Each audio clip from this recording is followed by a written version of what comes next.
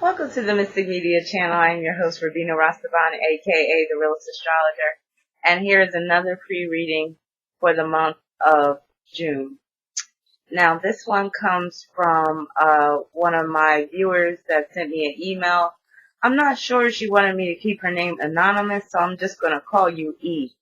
So, I'm going to read her email, and then I'll get into her reading.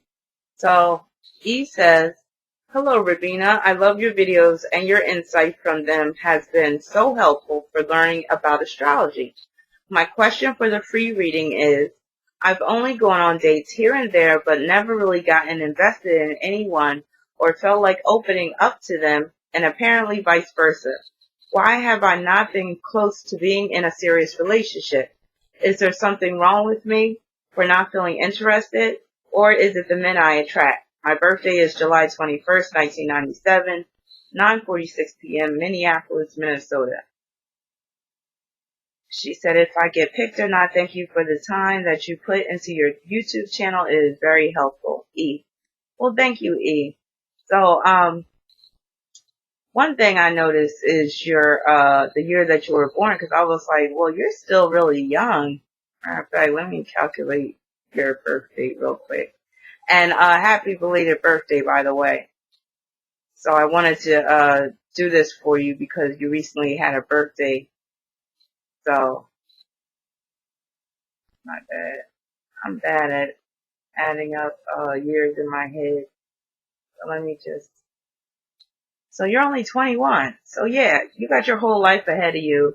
So like you're still very young to be worried about being in a serious relationship, because let me tell you, I'm twice your age, and when you get to be my age and you dealt with a few relationships and you've seen what a lot of men have to offer, then you're not going to be so keen upon like being in a serious relationship, considering your chart in particular. So let's get into your chart. So you being a 21 in terms of your birth number is very advantageous. That can result in a very rich and fulfilling life, basically where you're living according to your dream, where your life is full of adventure, it's full of happiness, it's full of love, it's full of activity. So, regardless of you not being in a relationship, your life should still be very full being a 21. And 21 is very much about freedom. So that's part of your problem right there. You're very freedom oriented. So with that, it's not going to be easy to just, find somebody to settle down with. Also, your life path number is a 9, which means that in this lifetime you have to be very independent, which you are, I can already tell, and it makes a lot of sense because, you haven't been in a serious relationship yet. And that 9 can also deal with self-actualization. So in this lifetime, you really need to explore your potential to the fullest and be all that you can be. Like there was this saying back in the day, dealing with the army, there was this motto, be all you can be, back in the 80s. And that's very much that 9. And 9 very much is related to the military. So keep that in mind. Be all you can be, regardless of who you're with. Now, let's get into your chart. So, your sun is at the 29th degree of Cancer, and that's part of the problem because that 29 can point to issues with security, creating security in your life. It could point to situations where you're under a lot of pressure. It could point to situations where you're even caught up in a love triangle. So that alone is one of the problems that I see in your chart in relation to men in particular. So your sun is opposed to Neptune in Capricorn, and that is one of your most challenging aspects, and that explains why you haven't been in a serious relationship yet. And it might take a long time, it might take much longer for a serious relationship to occur, but it's for a good reason, because the reading that I'm doing for you now kind of reminds me of a reading that I did for another female, I think it was last month, where I was telling her that it's just better off that she's single. Like, I think the title of the video was "When Being Single is the Safest Option." So go back and look at that video because I'm going to kind of tell you the same thing because of what I see in your chart. Now, I always talk about the nodes because it always goes back to the nodes. So your south node is in Pisces. It is at the 22nd degree of Pisces. Your north node is at the 22nd degree of Virgo. Your south node's in the first house. Your north node's in the seventh house. So basically, this means that in past lives, you were not very relationship oriented anyway. You were very much isolated. You either isolated yourself or you were isolated through no fault of your own or against your will. So the whole isolation theme has been carried over into this current lifetime, which explains why you haven't been able to be in that serious relationship just yet, because you even said it yourself. Let me go back to the email, because you said you've never really gotten invested in anyone or felt like opening up to them. So a lot of this is basically, again, on you, because going back to past lives, whether you believe in past lives or not, I certainly do. And then believing in past lives will help to explain a lot of your challenges in this current lifetime. So, and again, in your past life, you were very much isolated. You were very much about escapism. So, you know, being in the world sometimes got to be too much. So you had to go somewhere and just escape from the hustle and bustle and all that stuff. So you've carried over a lot of those traits in this lifetime, as evidenced by your sun being opposed to Neptune in particular. That right there can point to you being very much of a loner, you not wanting to open up, you being rather secretive, and you being rather fearful of allowing yourself to be vulnerable, because you've come from a very vulnerable place. So you know what it feels like to be very vulnerable. That's why you're not really trying to open yourself up to any men in this lifetime on that deep level like that. Now, another problem is your sun is in quincunx to your moon in Aquarius, and that can deal with basically being in relationships that are short-lived, basically where it's like you can't get off the ground. And again, because your moon is in Aquarius, you really don't want to soften up and show your vulnerable side. So you attract men sometimes that can be more the sensitive type, since your sun is in Cancer. However, with your moon in quincunx to the sun and your moon being in Aquarius, oftentimes you might push the guy away because you're just not ready for all of that closeness. And, you know, that moon in Aquarius can cause you to be rather aloof. It could cause you to be emotionally detached. So that's a big part of the problem as well. So while your sun is in Cancer, your moon is in Aquarius, which is another big part of the problem, and your sun is in quincunx to your moon. So another issue is your Venus is in quincunx to Neptune, and that can point to, again, it's taken a long time for you to find someone who you feel is worthy to settle down with, who you feel is worthy that you of your trust.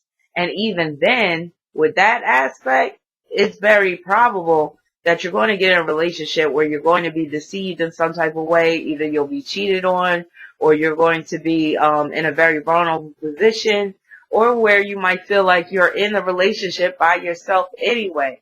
So the whole theme of isolation can still show up while you're in a relationship. So it's going to be very hard to get away from the whole theme of isolation. Also, themes of addiction can come up because your sun is opposed to Neptune. So that could deal with you attracting men that have problems with addiction, whether it's alcoholism or drug abuse, or they could have a sex addiction where like they're addicted to porn or whatever. You could also attract men that are just very passive in the relationship. So they might do things to get you in the beginning, but then once they're in the relationship, they fall back and it feels like you're in the relationship by yourself.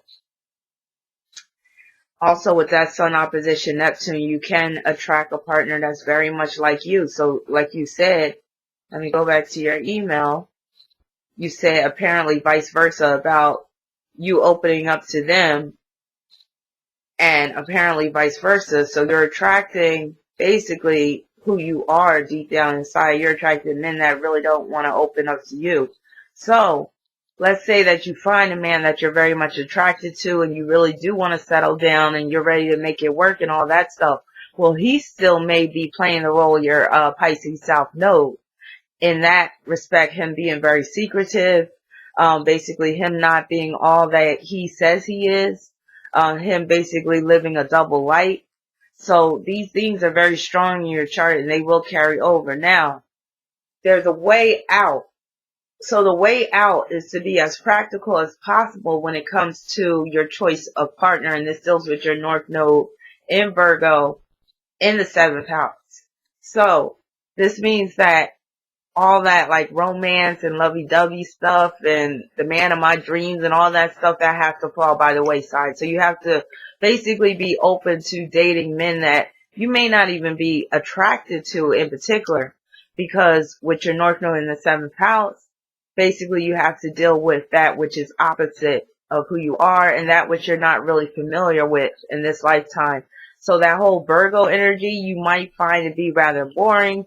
You might find it to be a big source of stress. You might find that it's not really anything that, you really want to become involved with intimately.